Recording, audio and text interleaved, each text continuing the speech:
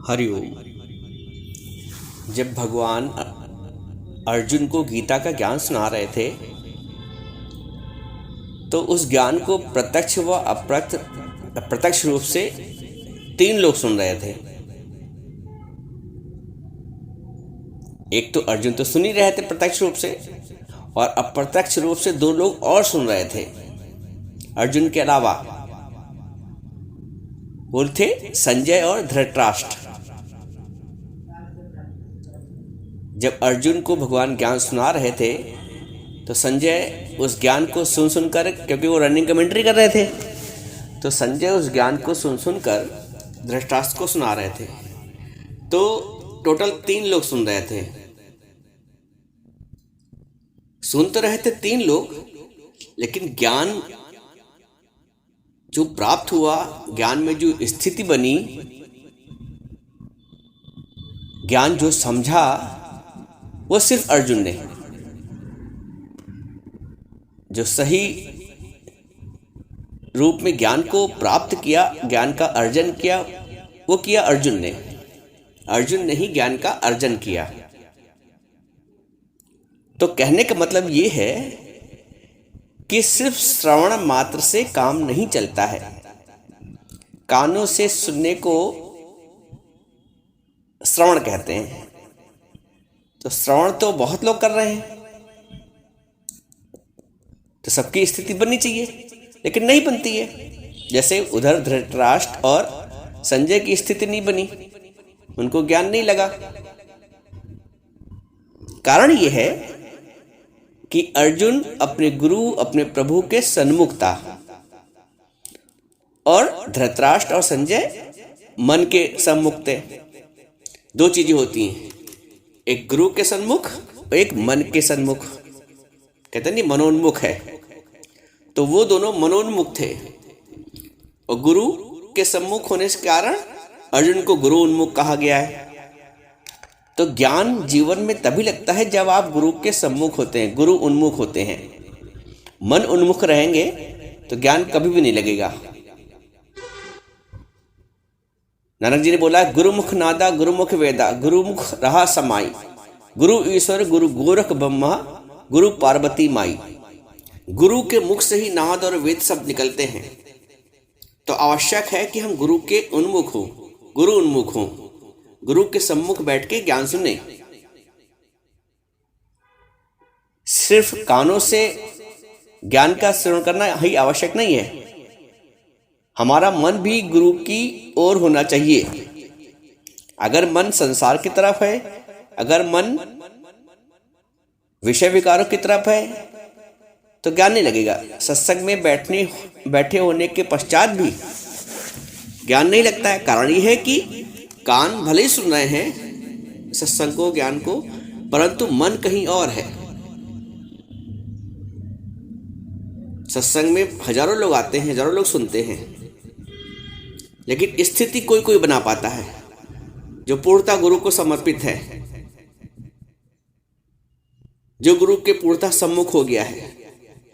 अर्जुन ने अपने आप को गुरु के सम्मुख कर दिया, प्रभु के सम्मुख कर दिया। बोलता, शिष्यस्ते अहम शाधि माम त्वाम प्रपन्नम, मैं आपका शिष्य हूं और आपकी शरण में हूं। तो जब उसने गुरु की शरण ली, भगवान की शरण ली, उनका दास बना, शिष्य बना, शिष्यस्ते अहम शाधि माम त्वाम प्रपन्नम, तो हमें भी अपने सद्गुरु की शरण लेनी चाहिए। उनका गुरुत्व, अपना शिष्यत्व स्वीकार करना पड़ता है।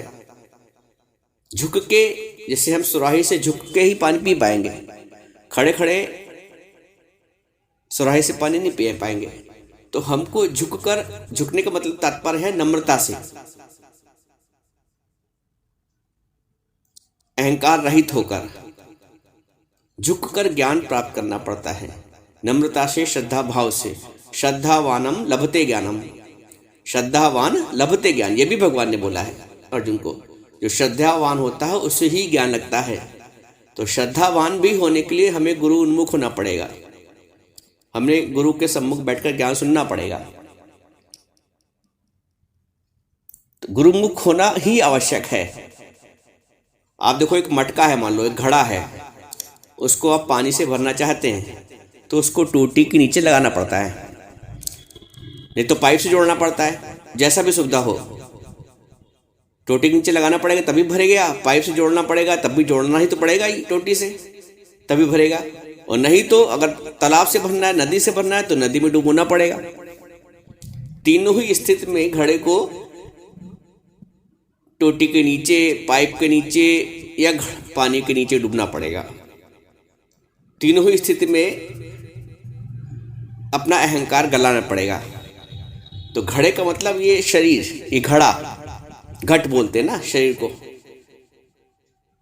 तो ये जब ये जीव भी कह सकते हैं, जब ये जीव झुक कर गुरु के सम्मुख बैठता है तब उसको ज्ञान प्राप्त होता है।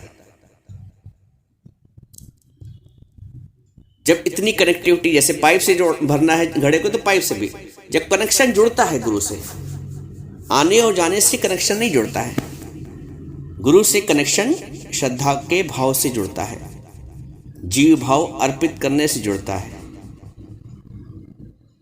तो जब कनेक्शन जुड़ता है तब ज्ञान भर जाता है, पाइप के द्वारा कह लो या श्रद्धा के पाइप के द्वारा, भाव के पाइप के द्वारा।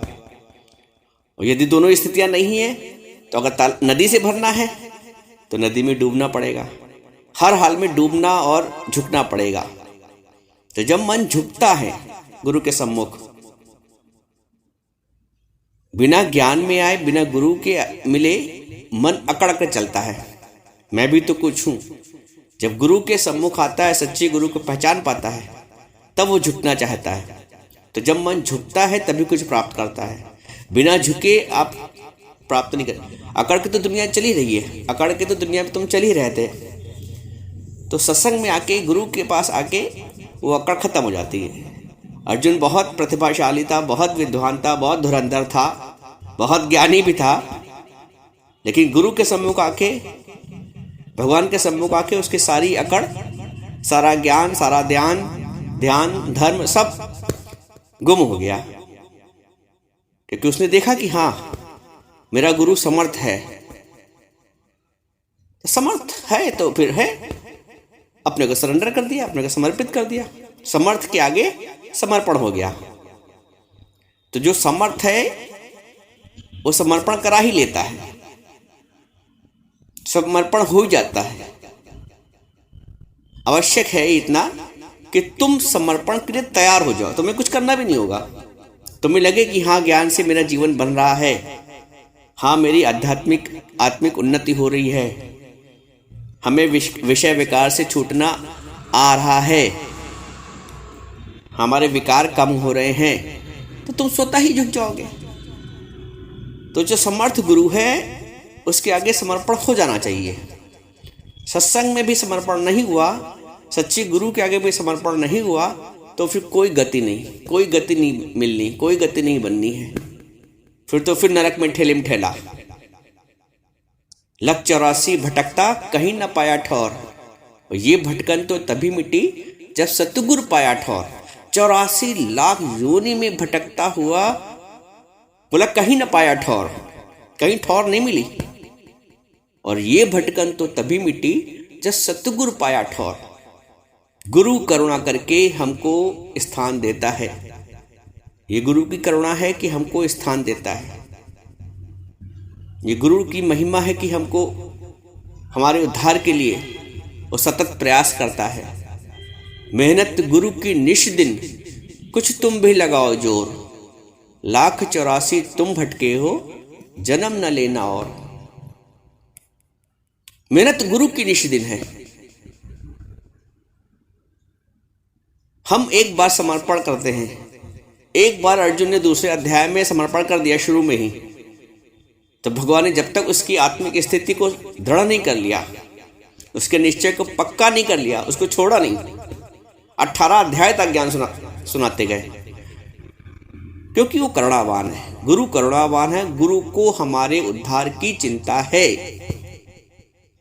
एक बार अर्जुन ने समर्पण किया शुरू में, उसके बाद भगवान ने छोड़ा नहीं। तो एक बार तुम श्रद्धा के भाव से गुरु को समर्पण करो, गुरुमुख बन जाओ, मन मुख का त्याग करके गुरुमुख बन जाओ। अपने मन का मुख गुरु की ओर मोड़ दो। जैसे घड़े का मुख तुमने टोटी के नीचे कर दिया, वैसे ही अपने मन का मुख गुरु की तरफ कर दो, तो गुरु उन्मुख हो गए। ज्ञान तभी मिलेगा जब गुरु उन्मुख होंगे। ज्ञान अंदर तभी जाएगा। मैंने बताया ना, कान से तो सभी सुन लेते हैं, लेकिन अंदर तभी जाएगा, घड़ा तभी भरेगा जब टोटी के नीचे होगा। जब हमारा हृदय में ज्ञान तभी आएगा जीवन में, रहनी में, जब हम गुरु के सम्मुख होंगे। मन का मुख गुरु की तरफ होगा। इतना सा काम करना है, तुम्हें कुछ नहीं करना, बाकी सब गुरु करेगा। आओ मेरी नैया में ले जाऊंगा भव पार। गुरु तो बैठा ही है नैया लेके, हमको बैठना है बस श्रद्धा के भाव से, गुरु पार लगा देगा। हमें कुछ करना ही नहीं। सच्चे ज्ञान की यही विशेषता है। जो सच्चा ज्ञान है, जहाँ कोई मिलावट नहीं है, जहाँ कोई पाई पैसे का लेन देन नहीं है, जहाँ माया का कोई दखल नहीं है, जहाँ सिर्फ सिर्फ सिर्फ परमात्मा है, प्रेम है, तो वहां ज्ञान आसानी से लग जाता है। वहां तुम्हें कुछ करना नहीं होता है। एक पैसा भी कहीं चढ़ावा नहीं चढ़ाना है, एक फूल भी नहीं कहीं चढ़ाना है।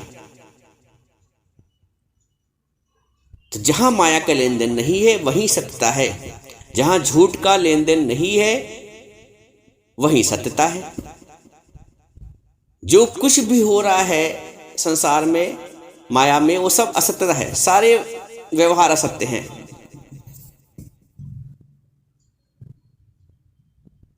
सत्यता सिर्फ सत्संग से आती है। सत्य का भाव, सत्य एक परमात्मा है। सत्य एक परमात्मा है। सत्यनारायण की कथा सुनते हो, लीलावती कलावती। लीलावती कलावती तो असत्य है, लेकिन जिस नारायण की कथा सुनाई जा रही थी वो सत्य है। जिस नारायण की कथा सुनाई गई, हालांकि कथा में नारायण का कहीं, नारायण की कथा का ही नहीं कहीं, और लीलावती कलावती और साधु बनिया की कथा चलती रहती है। तो जो सत्य है उसकी कथा सुनो। उसकी जो सत्य की कथा है वो सच्चा गुरु ही सुनाता है। जैसे अर्जुन के लिए सच्चा गुरु भगवान कृष्ण हो गए, वैसे ही हमारे लिए हमारा गुरु। हर समय में गुरु नया नया वेश धड़ के आता है। कभी राजसी वस्त्र पहन के आया, कभी साधु के वस्त्र पहन के आया, कभी साधारण हमारे जैसे वस्त्र पहन के आता है। तो गुरु हर रूप में आता है, समय के हिसाब से, काल के हिसाब से। भगवान भी समय समय पर वैसे ही रूप धरता है। आवश्यकता है हमें पहचानने की। कभी साधारण रूप में भी आ जाता है, ना जाने किस भेष में नारायण मिल जाए। तो नारायण हमको गुरु के रूप में मिला हुआ है। तो गुरु के मुख से ज्ञान सुन के अपना जीवन सफल करें, अपने आत्मा का निश्चय पक्का करें। इस झूठे जगत से, इस माया से उपराम हूं। कमल का उदाहरण इसलिए शास्त्रों में दिया गया है कि कीचड़ में रह के भी उपराम है, उससे ऊपर है। तो जगत कैसा भी है, जगत में सुख और दुख से जगत सुख दुख से भरा हुआ है। जगत मान अपमान से भरा हुआ है। तुमको इस मान अपमान के कीचड़ से, इस सुख और दुख के कीचड़ से ऊपर उठना है। इस जन्म और मृत्यु के भय से ऊपर उठना है। तुम कमल बन गए। तो कमल की स्थिति अगर बनानी है तो हमें अपने जीवन में ज्ञान को उतारना पड़ेगा, गुरु के मुख से सुन के। हाँ, आवश्यक है, जैसे मैंने शुरू में कहा कि मन को गुरु के मुख होना पड़ेगा। बिना गुरु के मुख हुए, गुरु के सन्मुख हुए ज्ञान नहीं मिल सकता, ज्ञान की प्राप्ति नहीं हो सकती है।